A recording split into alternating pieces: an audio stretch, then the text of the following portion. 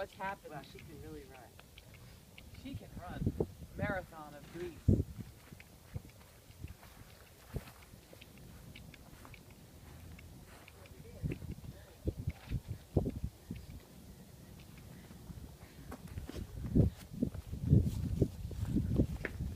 King Theseus, I bring you news worthy of much thought for you and for all the citizens who live in Athens' walls and the boundaries of Troyes. What is it? Has some still newer disaster seized on the citizens of both my cities? Hippolytus is dead. I may say almost dead. He sees the light of day still, but the balance that holds him in this world is slight indeed. Who killed him? I can guess that someone hated him, whose wife he raped, as he did mine, his father's. It was the horses of his own car that killed him. They and the curses from your lips. How did he die? Tell me.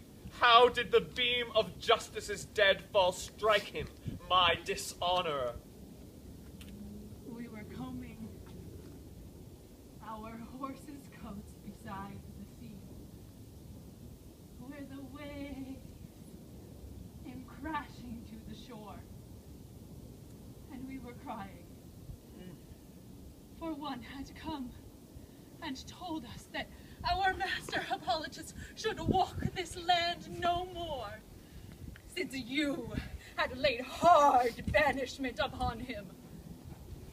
Then he came himself down to the shore to us with the same refrain of tears, and with him walked a countless company of friends and young men his own age.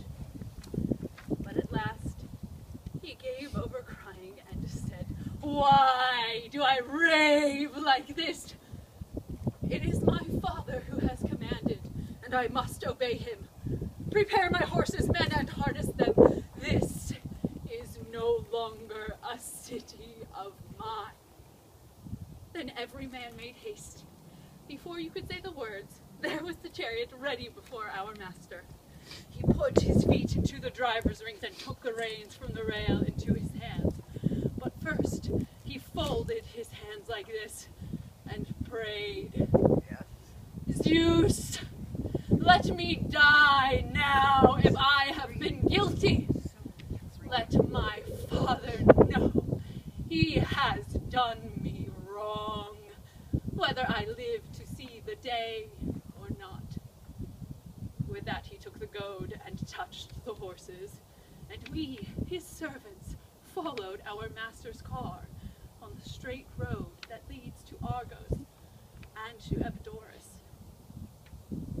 When we were entering the lonely country, the other side of the border, where the shore goes down to the Saronic Gulf, a rumbling deep in the earth, terrible to hear, growled like the thunder of Father Zeus. The horses raised their heads, pricked up their ears, and gusty fear was on us all to know whence came the sound.